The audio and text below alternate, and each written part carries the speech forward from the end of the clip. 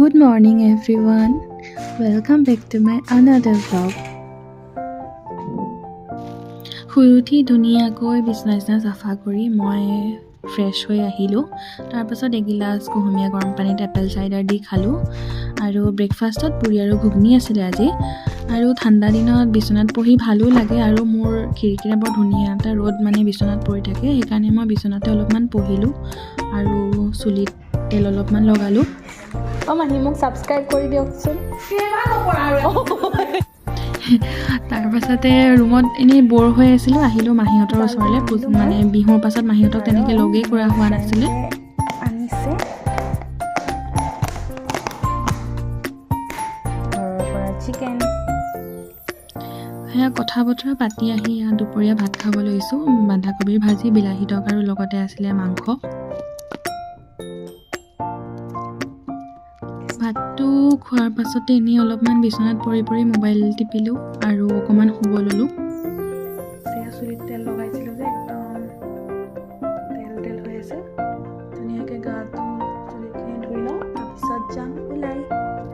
এয়া ধুনীয়াকৈ গা চা ধুই আহি এডাল ধূপ জ্বলাই ল'লোঁ, কাৰণ গাটো ধুই আহি ধূপডাল জ্বলালে ভালো লাগে, স্মেলটোও ভাল লাগে আৰু পজিটিভিটিও অহা নিচিনা লাগে। তাৰপাছতে মই ৰেডি হৈ ওলাইছোঁ, অকণমান বাহিৰৰ পৰা আহোঁ।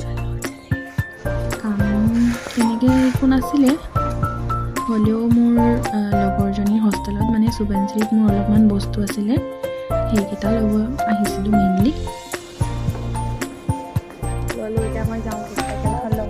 এয়া ভাইলিনাৰ ৰুমৰ পৰা ওলালোঁ বস্তুকেইটা লৈ।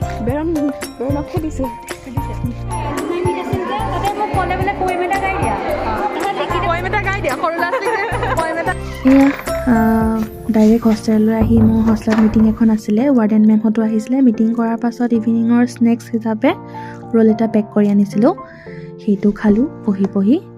চলো থোৰা ফিৰ সে পঢ়াই কৰতে হে। এনেকৈ 10:30 মান হ'বলেই হ'ল। তাৰপাছত গ'লোঁ আমি ভাত খাবলৈ। ৰিতিশ্মা মাতিব আহিছিলে, তাই মোৰ ভাত খোৱাৰ পাৰ্টনাৰ। ভাত খাবলৈ গৈ আছোঁ।